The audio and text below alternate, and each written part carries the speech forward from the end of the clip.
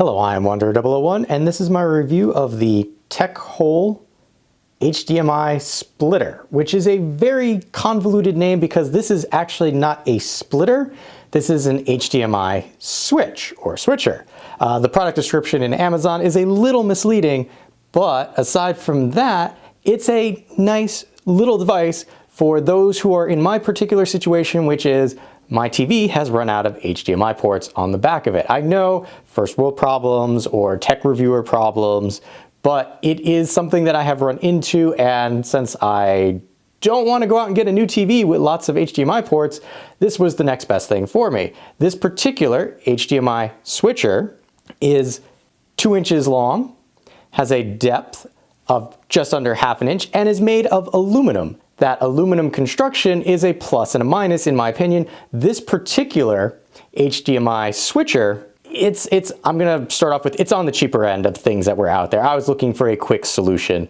So this actually runs anywhere from $20 down to $10 if you can find it on sale. Because of that, I feel that some of the construction, even though it says it meets all FCC regulation, might not be quite accurate. And what do I mean by that? Well, considering that this is all aluminum construction, oh, here you go, see?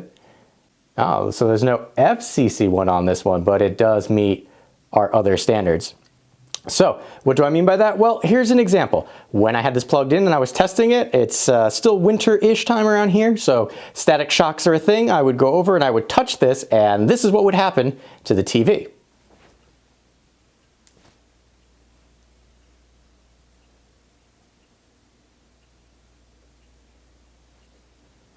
So again, it's not terrible, and if you're not messing with it too much or have lots of static around, you're not going to run into that problem. But it does kind of make me think that the housing or the shielding for this is not as good as it should be for compliance. So what you're looking at right here is just a button on the front which you toggle between 1 and 2. It's just an active press. You switch between channel 1 and channel 2 being HDMI 1 or HDMI 2. These light up as you can see here.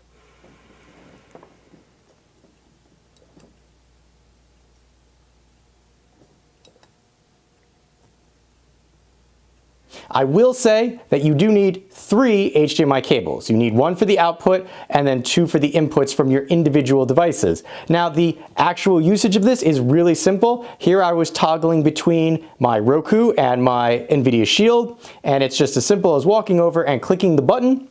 When you do that, it switches from channel to channel, as you can see here.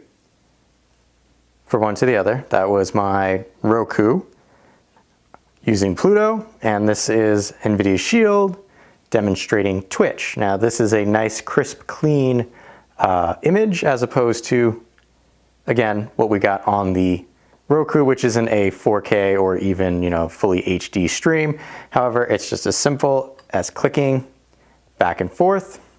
If you do a half press, you kind of end up with like an intermediate. It doesn't know what to do, so you do have to make sure you fully press that to switch between the two.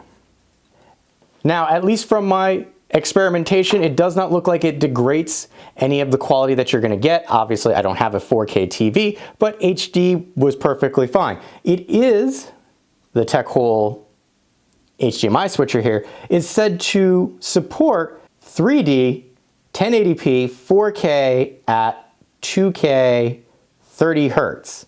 What does that mean? Well, it's supposed to be able to do 4K TV. Will it be able to do that? Sadly, I can't tell you for sure. I can tell you that the construction of it, while missing that shielding, isn't terrible at all. It's a sturdy little build, and it fills a very specific need that I had. So if you have a similar need, the Techhole HDMI splitter could be worth checking out. I will say one of the other options that I saw was if you switch this around and have this as an input from a singular device, like a PlayStation, and you had 2 separate TVs as outputs, you can actually switch your PlayStation between the 2 different TVs. Will you need something like that? I don't know. I just needed to be able to test more set-top boxes without having to unplug and replug things in all the time.